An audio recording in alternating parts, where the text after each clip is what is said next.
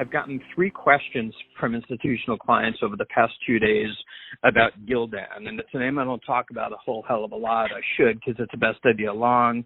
It's a name that's been grinding higher, but Gildan basically sells cotton T-shirts and underwear, and you've seen cotton prices just go to the moon, and people are wondering if this is going to be a great short here, and there's a very, very big caveat. 70% of Gildan's business sells into the screen print channel. So what's the screen print channel? Like when Hedgeye buys like new golf shirts and it says Hedgeye on it, they're usually Gildan.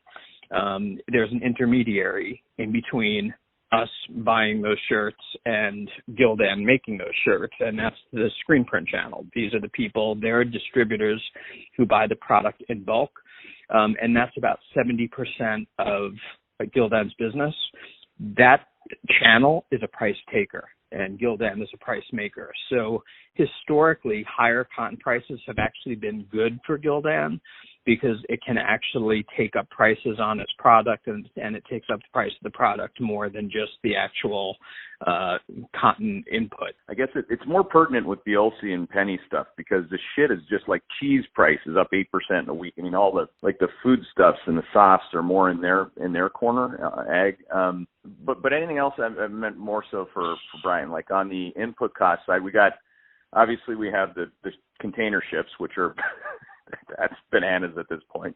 We have the cotton. What else we got? What are the big things? Labor. I would put labor above cotton. Yeah, huge. And that just affects everybody that, operates stores or operates fulfillment centers and online. Like even Chewy, which is a great company. I mean, they're taking up wages and they have no store presence. They're taking up wages in their DCs. They're paying people more because they're doing the right thing. They want to make sure that they can fulfill orders and get the customers their pet food when they need it. So this is, like Keith, I can't even point to a single company. This is just everybody. I mean, everybody across the board is just feeling the cost pressure. So, I'm actually looking for the companies more that have pricing power that can offset higher labor, higher freight, higher input costs. And there's one, RH.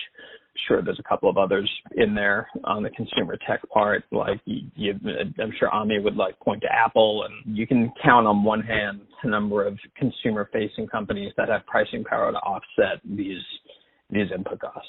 This is where if Quad 2 continues to manifest, and again, I challenge people to actually pay attention to the economic data as opposed to all the bullshit narratives that are out there, which we've discussed ad nausea on this call. But again, ISM Services, ADP report, both on the employment and on the services side, the reopening is in play and accelerating. But that's when people are going to go back to the growth year, organic tech year names, Brian, which is the companies that don't have labor line pressure like that, because they have so much revenue growth to offset it. Whereas the consumer staples guys are screwed. I mean, completely screwed. Or the melting ice cubes like Comcast, Verizon, et cetera. I guess the other thing, you should pay if for everyone, if you haven't watched on this topic in particular, I think it's worth your 30 minutes before we go to the Q&A to listen to Kyle Bass and I go around the rain room here on China.